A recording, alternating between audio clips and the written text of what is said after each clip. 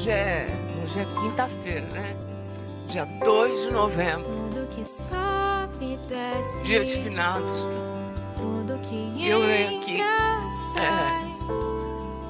dizer pra você que eu acho que nós da família Louro, né, e vocês fazem parte dela. Eu tava indo pra São Paulo. E aí a Sandy me ligou perguntando se eu tava com ele, porque ninguém tá conseguindo falar com o Tom, ele tá com você.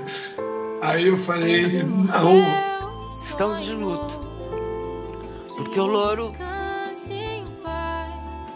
uma ironia mesmo, né? Ter ido véspera de finados, né? É um filho amado, né? Teve no meu lado durante os últimos 25 anos. Que me deu vida, na verdade, é uma ideia, né? É como é importante na vida, né? Você ter ideias, né? E de repente essa ideia se transformar numa realidade, né? E hoje eu não estou perdendo só o Tom, né? Hoje eu estou perdendo o Tom, um grande amigo, né?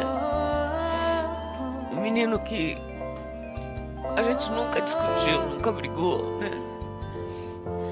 E com ele foi junto o meu filho, né? Que eu sempre considerei assim, o Louro e o Tom, né?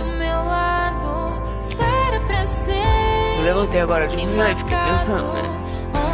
Como é que eu ia conseguir chegar aqui e falar bom dia pra você? Dói muito. É de verdade, assim como uma mãe que perde um filho, né? Companheiro. Que filho da gente é companheiro, né?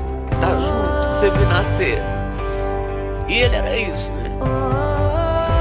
Mas por mais que minha produção toda e a direção da casa estivesse preocupada comigo hoje aqui, eu não podia deixar de estar aqui, né? Moída por dentro. E deixar todos que amam o Louro, né, sem essa última homenagem, né, dessa manhã.